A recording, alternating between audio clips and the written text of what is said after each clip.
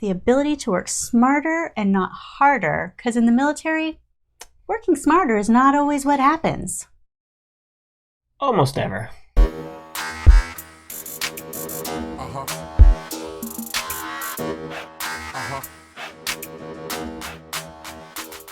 Hey everybody, welcome to the show. I'm Torie Mathis, your host, and I'm here with the one and only Sean Mathis, founder of Miles Through Time Automotive Museum.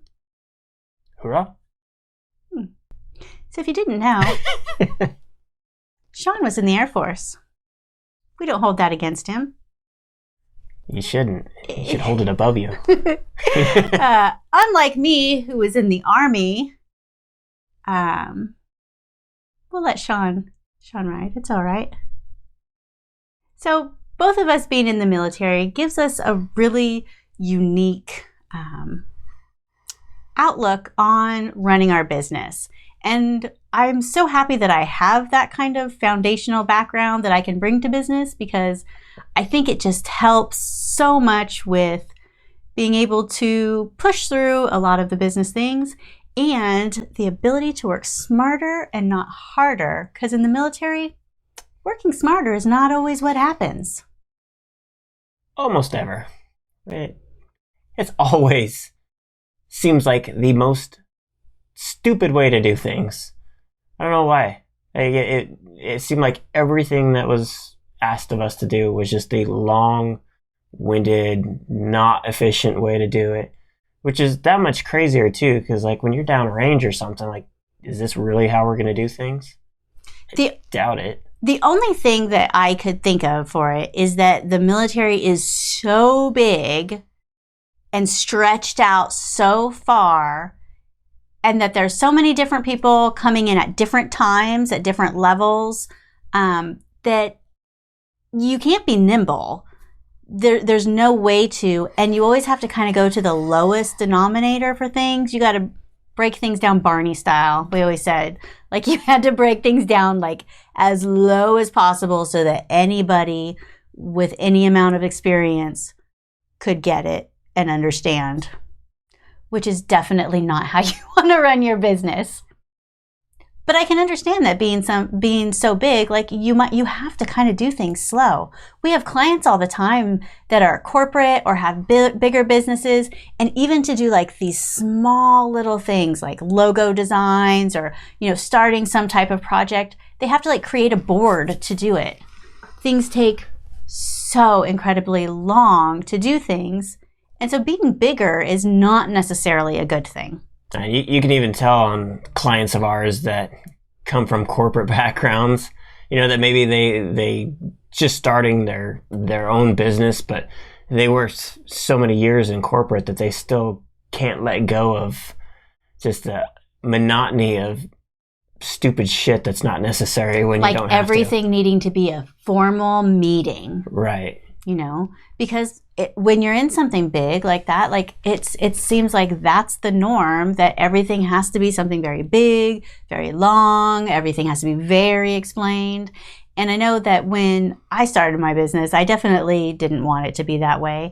And now that I've been in business, 15 years more, it's just like, I think about that all the time. And whenever we start to think like, maybe we need to be bigger and maybe we need to hire, like going back to that, like, I like that we're small. I like that we're nimble. I like that, we've been able to move all over the country. Like our overhead for our business has always been very low. And I think that that's been a huge benefit to creating the life that we wanted. And who would have known that the Army was the one that like really made that happen? Not me, because I wasn't in the Army. I'm sorry that you weren't in the Army. So another thing that I learned in the Army, and I know that you did in the Air Force as well, and this is a positive thing, is that there should be a process for everything. And when you have a process, not only does it streamline things that you don't have to remember, like all the steps that need to be done, but then you can take whatever it is that you're doing and pass it off to someone else to do. Yeah, I was a crew chief on A-10s and C-130s. And so every job you could imagine that you could do with an aircraft, they had put into a book. Like everything, want to know how to put air in the tires, there's a couple pages for that. All the pre-flights and flight checks and like all that stuff, it's all written down.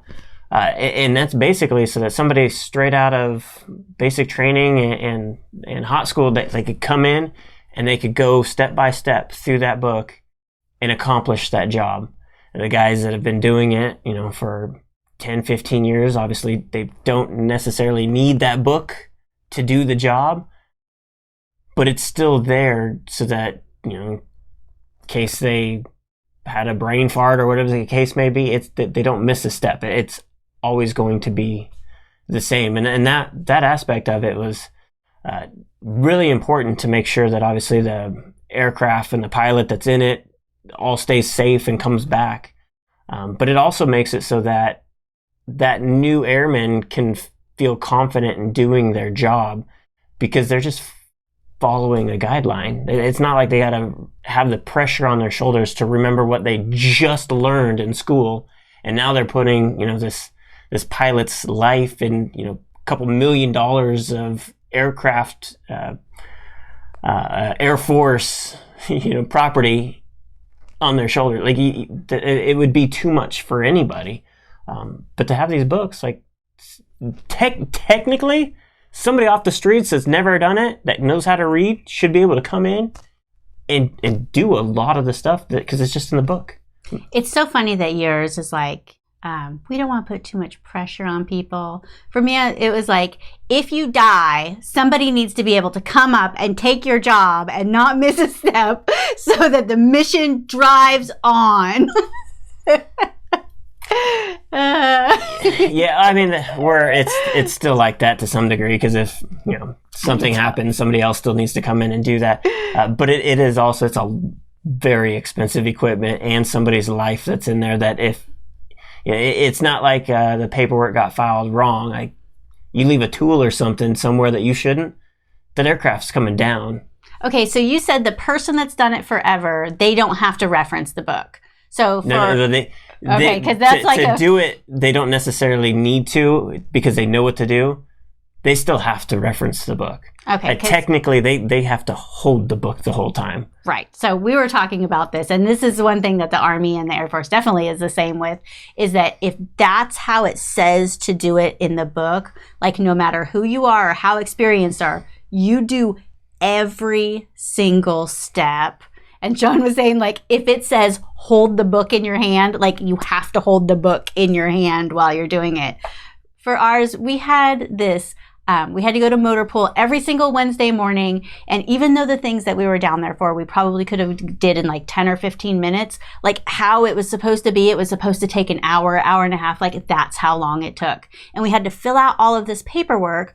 Well, we were in Germany, it was cold, and the regulations require you to wear like these big black leather gloves. Like you cannot write very well in those. So we would wear these small, like little tight gloves underneath so that we would, when we had to write, we would take off the big giant leather glove and that we would write. And we would actually have people come and yell at us, put that glove back on, like, ah!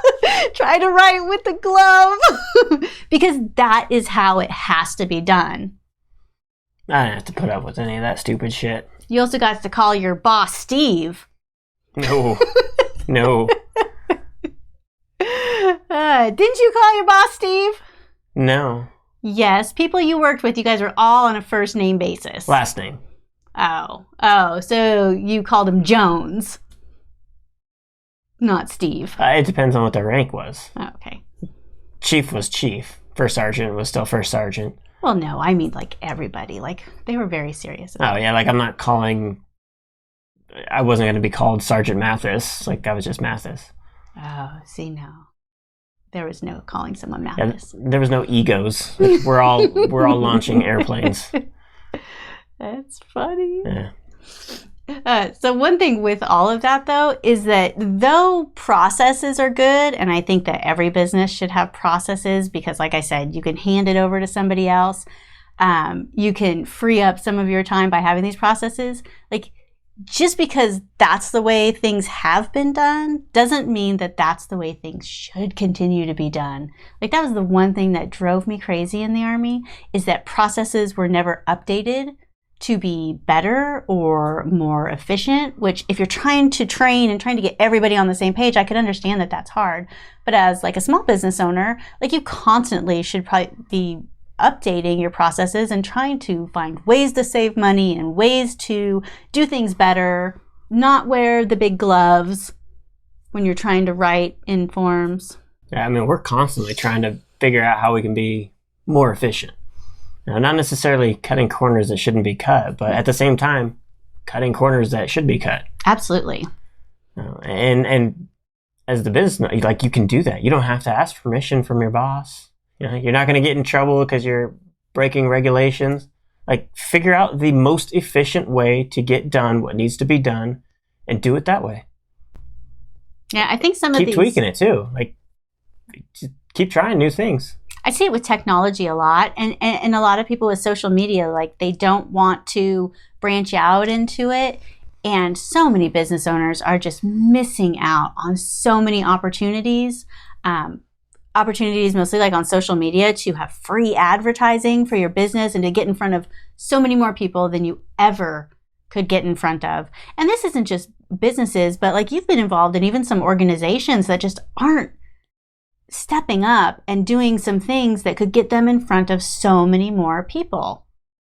And I don't know if it's just because they haven't before, so they aren't now, or it's good enough, or it's how we've always done. What do you think the reasons are behind that? It's got to be just, the unknown. Like, people are so quick to walk away or turn their head towards something or away from something that it just makes them uncomfortable. Like, it's easier to not do it than to try to figure something out. Yeah, I just wish that more people would realize the opportunities that are in front of them, and if they would just push through that unknown or that fear just a little bit, like, so many more opportunities lie. Well, then it's just like, on the other side. Do they know and are purposely avoiding it, or maybe they have no idea it even exists? But then it comes down to, like, is it because they're not trying? Like, if they put a little bit of effort into trying to figure out what's out there, what can they do, and then discover that thing that they need to be doing. I mean, even that's better than doing nothing. I think that, I always talk about, like, business owners wear all these different hats, but you can't wear them all at one time. And I think that some people get stuck in the busy bee doer mode, and they never put on their CEO hat or, that planning hat of, like, let's look at the overall picture and see where we can improve things. And I think you have to actually schedule that kind of 30,000 foot view time, because that's how you're going to improve things. If you're always constantly like doing, then you're probably missing out on things that are wasting so much more time. So though I could see people saying, well, Torie, I don't have time to be CEO and put on that hat and look at all these things. But by not doing that, you're probably missing out on so many opportunities and looking at the ways that things are leaking and things are wasting time and money. And I think you got to set out that amount of time for yourself weekly, at least monthly, so that you can see what's actually going on in your business and you can find those opportunities. And if you don't see those yourself, bring somebody in that has a different view that can kind of look over maybe your marketing or maybe your processes or some of those different things that you're just not seeing. And so many times it's like those little things that somebody can point out that you're just like, shit, I didn't even notice that. Mm-hmm. You stare at something so long, when it's really close, it's blurry. If you're able to step back, you can actually start to see some details in there. I think you have to do that every once in a while in your business so that you can improve those processes and make things a little bit better. Yeah, and there's so many different softwares available right now that, like, aside from your actual, and there's so many different softwares available right now that, like, aside from your actual core part of your business, whatever that is, damn near everything else, there's something that's already been created that can help you accomplish what needs to be accomplished. I mean, there's even stuff that will audit everything you do and let you know what it is you need to do. I mean, if anything, you can start with something like that. That's just like, I have no idea. Well, have somebody. There's something out there that, like, have somebody tell you, and then go from there. Figure out what it is you need to do. Hit the table. I saw that. You were like, ah. On top of our motor pool Wednesdays, and Sean said he didn't have this in the Air Force, but in the Army, every single Thursday, we did sergeant's times training, which meant that we did not go to our regular office. We did not work out in the morning. We went and we trained, which was really awesome because I was in transportation units, but I was personnel. And so I would go to the training for my entire unit. And so I learned some of the coolest logistics things, load plans, how to do like all these different things that I would have never known. And it gave me a better outlook on how the entire organization ran. I had kind of an idea of like when I'm sending these people downrange, like what they're doing and when they come back and like what they're talking about. And so it was a really great way that even though it always felt like we had shit that needed to get done, like it always had to wait. We had to do this training. And I think that sets up a really good thing of learning your craft and honing in your craft and always learning more and working on personal development and things like that. I personally it's a huge, huge thing for me. And though for you, yours might not be the exact same type of personal development, but that honing your craft and always learning more, I know that's like part of what you are always doing as well. Well, and that comes from be passionate about what it is that you're doing, and that kind of stuff should come natural, I would think.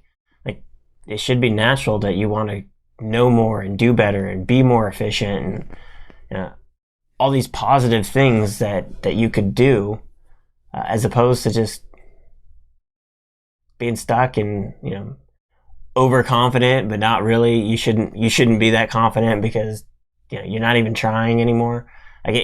So Henry Ford created the Model T, right? 15 million, 50 million, 200 million. Damn, I don't remember. He made a shitload of Model Ts. And the thing was he obviously wasn't the first and he wasn't the only one, but he made them so efficiently that he was able to make them the cheapest, really. And so it made it so that a lot of people bought them. The problem was that all those other companies, some went under because they couldn't compete with Ford, but not all of them. And what happened was those other ones started making better cars, and so as the automobile starts becoming more relevant in society, all these other manufacturers like Chevy and Cadillac and Packard, they're making better products than what the Model T was. And Henry Ford he would have died, the business, if it wasn't for his son Edsel that forced him to change and come out with the Model A. Like, if it wasn't for that, there may be no Ford today as we know it at all. Well, that's because he was so set in his process and his ways, right? He was like, this is working. We're not doing anything else. I'm not looking outside of this. Right. In his mind, it was always going to be the Model T. There was no need for you to ever buy another vehicle. Seriously, he would, if he was alive today, he'd be like, Model T. Like, why would you need anything else? And that kind of thinking will kill a business. I mean, it's brutal how people can be so closed-minded on that kind of stuff. Look at what your competition's doing. Look at all. Like, if he would have just been like, holy shit, that Chevy is a better car than the Model T. In the museum, we've got a 27 Ford and a 27 Chevy. You can go look at both of them. The Chevy is all original and not nice. It's not restored or anything like that. It's how it is. The Ford is restored and super nice. But if you you look at how the cars are made, that Chevy is a better car. I mean, all around, better car.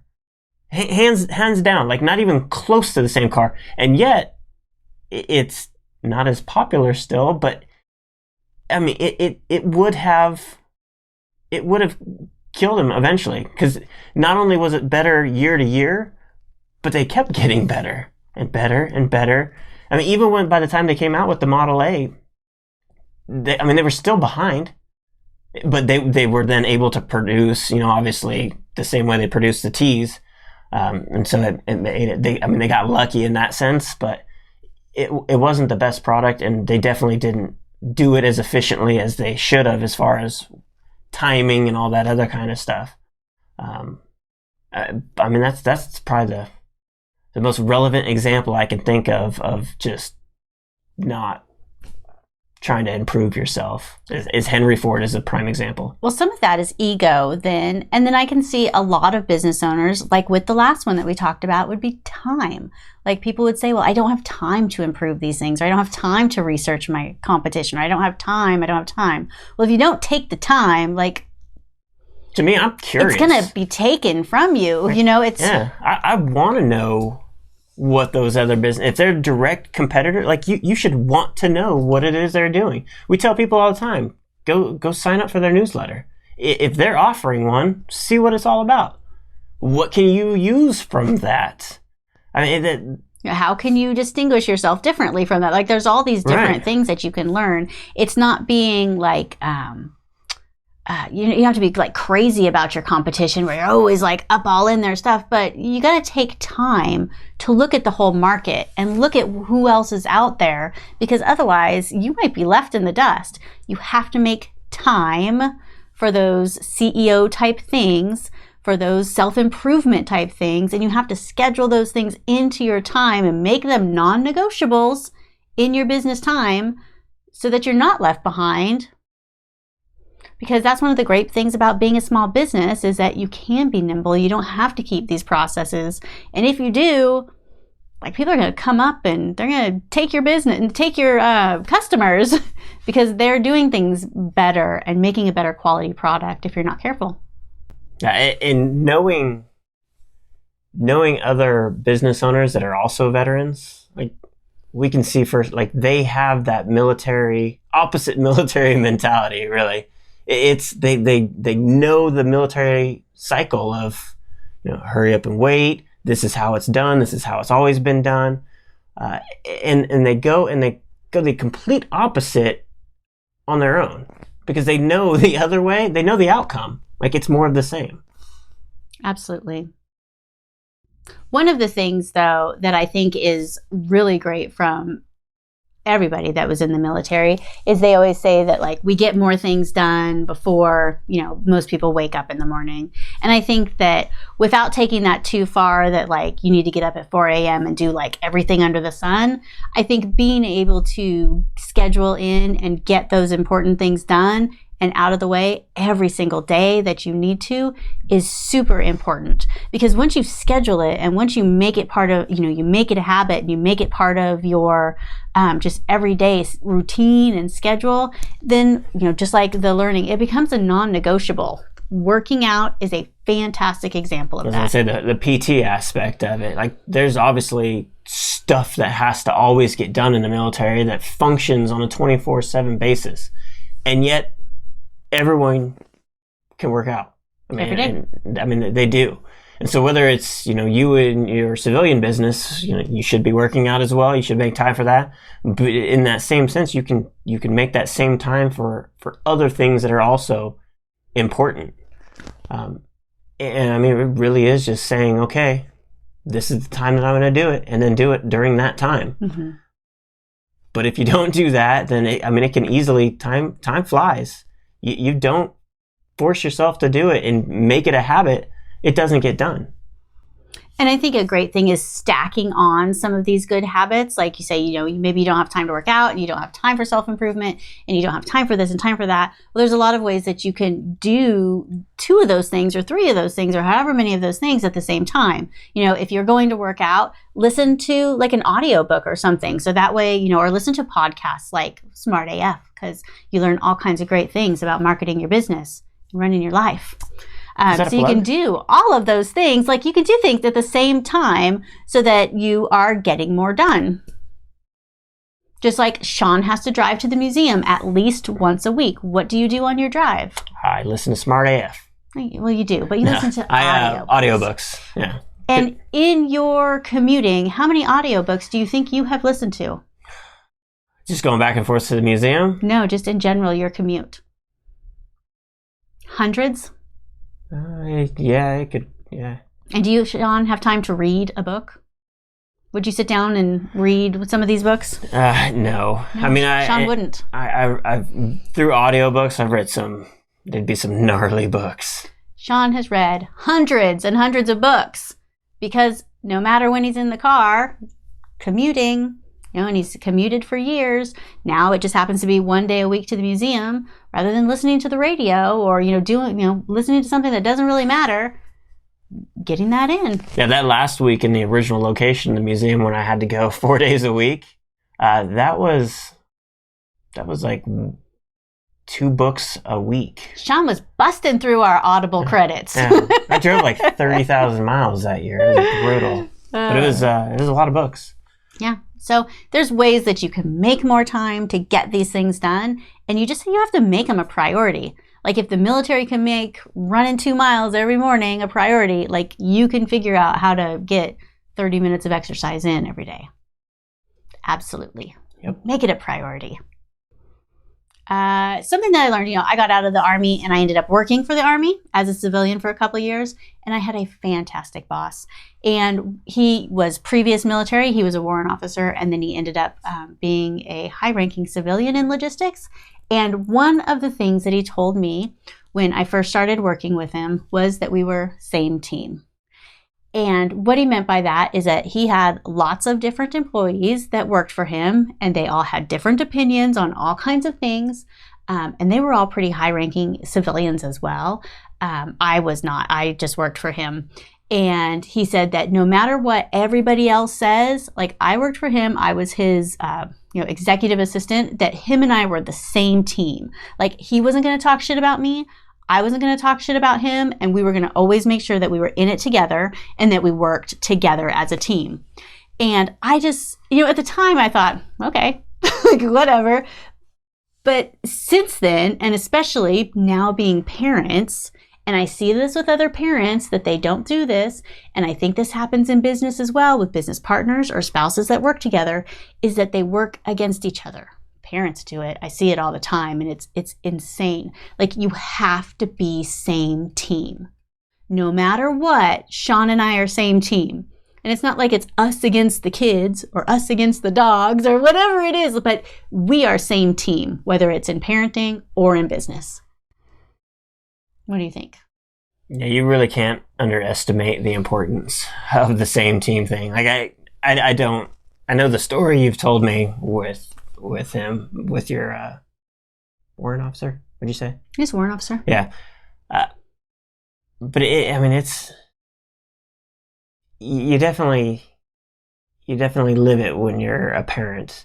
And then obviously being I call it your business all the time, but we're also still business partners. And like it wouldn't work if we just butted heads all the time, or my opinion or your opinion. It would be an issue. Well, just like you and Truett, you have to always go at things. Truett works with Sean at the museum. When Sean moved to the new location, Sean made Truett the executive director. And so he is, partners with Sean in that. And you two together also have to always be same team. Like you're never like, if something happens and one of you get your feelings hurt or something happens in that way, like it's never like somebody tried to do something against you. You always have to go in there as same team. And I think sometimes like we do get our feelings hurt in things. I can remember Riley one time saying, why would you do that? Why would you be mean to me? Like, why? I would never be mean to you. I'm your mom. Like, I would never intentionally be like, how can I be mean to Riley today? Like, I love the crap out of you. I'm never going to be mean to you intentionally. So if you think that I was being mean to you, like, we need to talk about it because that's not what happened. And just like, being business partners, you and I, same team. I never think that Sean's trying to do something that shouldn't be done, or I trust that Sean 100% is going to do a great job because he cares about the business just as much as I do, and we'll, always go into everything that way. And I think a lot of like jealousy is one of the things that is going to cause that issue. It's such a stupid thing. Like there's no need for that. Even if it's just a business partner and not a spouse, like in our case, but like be confident that you guys are on the same team and going for the same goal. It's where somebody's like, well, what if they have other intentions, or like all this what if crap that is just negative, that isn't helping whatsoever. And what it's doing is it's dividing everything. And before you know it, you're no longer on the same team, and now you've got to divide. And a lot of times that's hard to come back from. Yeah, it might be impossible to come back from. So, I mean, it's easier if you're just like, okay, we're same team going down the same path, and if there's misunderstandings, which will happen, like don't go straight to the holy shit, you tried to stab me in the back. Like, that's probably not the case. It's like true at the museum. Like we've had misunderstandings before. Like it doesn't do any good for either one of us to be like, that asshole isn't, we're not partners. Like, no. Just like Riley, though, like you'd never be mean to somebody. No, you'd never be mean to Truett. Like there's something else. Like let's talk about it. And move forward again as the same team. And I think that same team thing can be assumed. Like, of course we're same team. I think you need to talk about it. Like, he seriously like sat me down in the beginning. It was like same team and explained to me what that meant to him. And I think that if you are in business with somebody else, if you are a partner with your spouse, like I think you need to have the same team conversation. I think it's important. That's for sure. I even, like I said, even like with Riley, our son, who's 12, I kind of had a same team conversation with him. Like, don't ever think that I'm going to be mean to you. I would never. Like, that is not the relationship we have. We're same team, We're in it forever, ride or die. It's not, I would never be mean to you. So if you did think I was being mean to you, there's a misunderstanding there. And then we need to communicate, use our words, and talk about it, because we will always be same team. Right? Right. Which is how the military is supposed to be, too. Right? It is. I mean, you're all same team. Yeah, you can't be like downrange somewhere and think that your own guys or, yeah. No. I really enjoyed the camaraderie of the military. I enjoyed the ceremony. Like, I didn't play a lot of team sports. I played very little. I played volleyball in junior high, and that was it. So I didn't really come from that camaraderie place or the ceremony of team and doing all these, you know what I mean? Like, doing those types of things. So I really, really enjoyed it. Some things were long and drawn out, but things were done like meticulously and I don't know, with these details and this legacy that went with them, and that like things meant, like the music meant something and the flags meant something and things were done for a reason. And I really enjoyed that. I think that I might have enjoyed it more than other people because of how short I am. I never had to stand in formation. They would stand in formation and everybody would stand, the tall people in the front because they look the best. And then it would go all the way to the end. And whoever was the shortest, like they didn't fit. I was always shortest. And so I never had to stand in formation. Though I never got to be any type of color guard or anything that hold the flags. And a lot of the people in my unit got to go to like Normandy for the annual D-Day celebration and be part of all this huge ceremony and stuff. Like I never got to go. I had to work because I was short. What about you for the Air Force? Like, did you do, what did you think of like ceremony and things like that? Camaraderie? The ceremonies are always cool just because there's so much history and all that. And obviously when I was young, so it was all like so foreign to me based off of my life experiences that, it really starts to ingrain, that camaraderie of everything. Like, if anything, that military same team concept, it was in those ceremonies. Like we're one and together. Like it was pretty cool. Yeah. Especially through basic, when you're learning to march and all that kind of stuff. And then, you got to do that smooth line, no bobbing and all that kind of stuff. Like there's a lot to it there. Especially you don't have a job or anything in basic training, so that there's nothing there other than learning how to just be one with each other. Which, I mean, those are important life lessons just in general that, I mean, easily apply to, being able to run and operate a business. But in general, I think it helps make you a better person. I didn't have like love of country before I was in the military. I wasn't like, all super patriotic or anything. And it definitely made me love my country. I love my country. I love my countrymen. I love my brothers and sisters. Like, we are one. And like, I don't know, it gave me some stuff with that I definitely did not come in with. And I think that helps to build that rapport with family and with a business team and with things like you can bring those same feelings and that same pride for what you have in everything that you do. I know some of these kids these days, they don't have it, so I don't think they were in the military, but I do see it in everybody that was in the military. There's this thing that you come out with. It changes you, hands down. Yeah. I think 2 examples of that, which I think are kind of funny. One is funny. One of them is when I was graduating from, I think it was basic. It was basic. My dad came with me, or came to see me when I graduated basic in South Carolina. So he came from California. And it was after I got to stay off base for a couple days since he was there, and we got to hang out and do a whole bunch of stuff. And we were at his hotel, and we were getting in the elevator, and this 2-star general walks in, and I'm in civilian clothes, and this 2-star general walks in. I'm like, ah!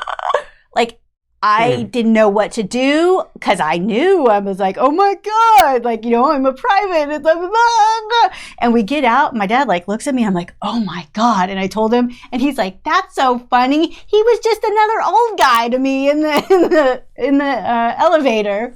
It just gives you like a whole different perspective on things. I think that's funny. The other thing that I was thinking that made it very different is that after I was in the military, I went to Washington, D.C., and I saw the changing of the guard. And I could see that before I was in the military, like, I wouldn't have got it. Like, I wouldn't have just understood why that was important. And seeing that afterwards, like, amazing. And again, it's part of that ceremony and camaraderie, doing what's right. I don't know. So I'm really happy that I had the military to bring into my my entrepreneurial world. Glad you did too. And as parents. Makes us even better. Same team. Same team. So if you like this episode, we would appreciate it if you would leave us a review. And we will see you on the next one. If you want to get smart tools to build your business, go to besmartaf.com.